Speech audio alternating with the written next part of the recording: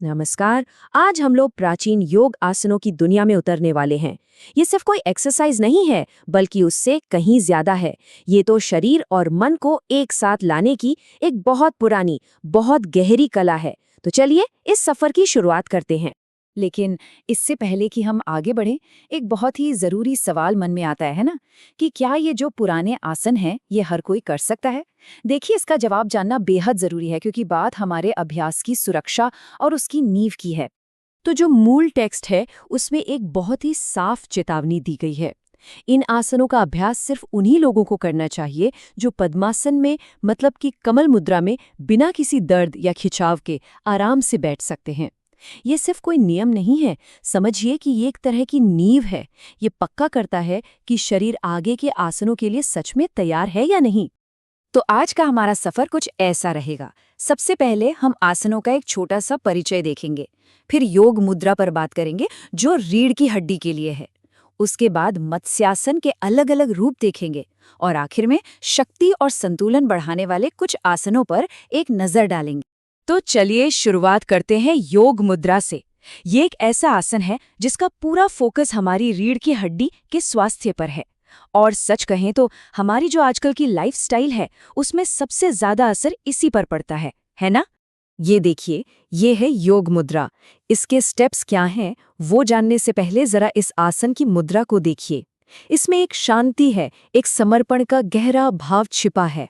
अब इसे करने का तरीका भी बहुत सीधा है। सबसे पहले तो पद्मासन में बैठें और आंखें बंद कर लें। फिर पीठ के पीछे ले जाकर एक हाथ से दूसरे हाथ की कलाई को पकड़ना है।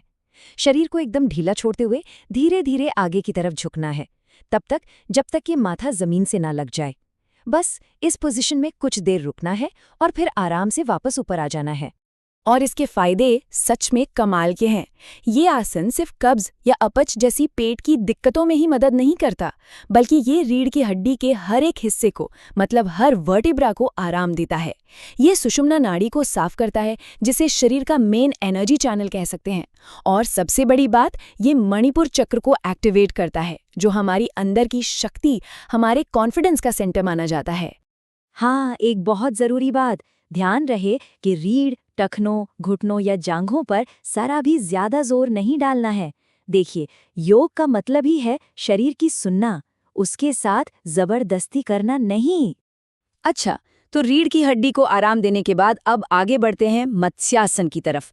इसे मछली मुद्रा या फिश पोज भी कहते हैं। ये आसन न सिर्फ शरीर में एक अच्छा खिंचाव लाता है, बल्कि इसके अलग अलग रूप भी हैं जो इसे सबके लिए आसान बना देते हैं। तो ये है क्लासिक मत्स्यासन। नाम से ही पता चल रहा है ना, इसकी जो शेप है वो पानी में तैरती मछली जैसी लगती है। और ये देखने में जितना सुंदर और शांत है, इसके फायदे भी उतने ही जबरदस्त हैं। अच्छा, तो इसे करते कैसे हैं? पद्मासन में बैठकर हाथों का सपोर्ट लेते हुए धीरे धीरे पीछे की तरफ लेटना है।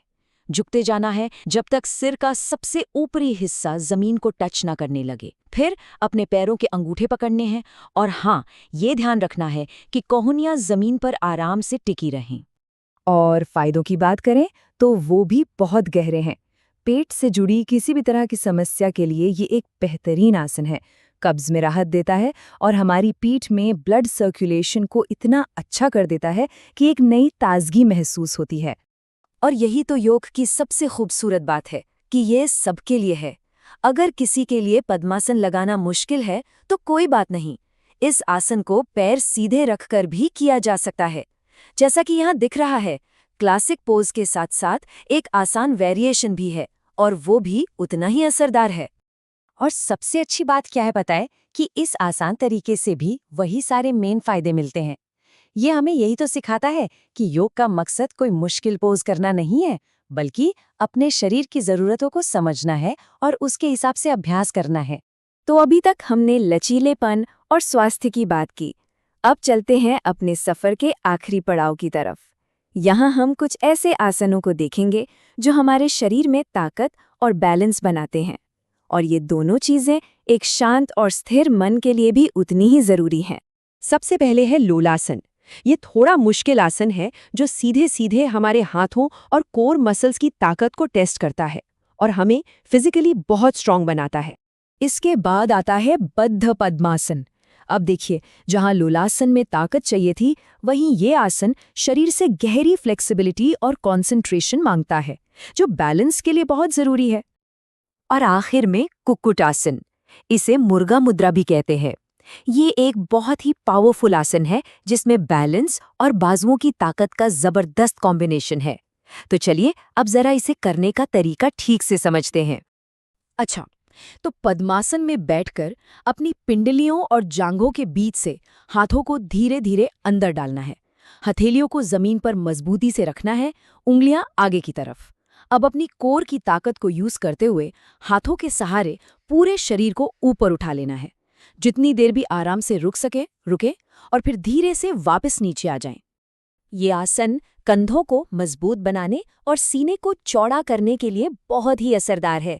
और हाँ, मूल टेक्स्ट में एक बड़ा प्रैक्टिकल सुझाव भी दिया गया है कि अगर हाथ अंदर डालने में मुश्किल हो तो उन पर तेल लगा सकते हैं।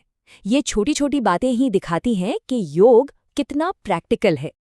और इन सभी आसनों की गहराई को समझने के लिए न गर्भासन के बारे में कही गई ये एक बात सुनिए।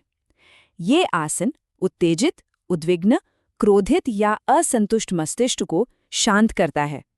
ये बात सिर्फ एक आसन की नहीं है, ये उस गहरे कनेक्शन को दिखाती है जो हमारे शरीर की मुद्राओं और हमारे मन की हालत के बीच होता है। तो हमने देखा कि ये पुराने आसन सिर्फ शरीर को नहीं बल्कि मन को भी कैसे साधते हैं। ये वाकई एक बहुत गहरी और निजी यात्रा है। तो फिर सवाल ये उठता है कि शरीर और मन को जोड़ने के इस सफर में पहला कदम कहाँ से उठाया जाए।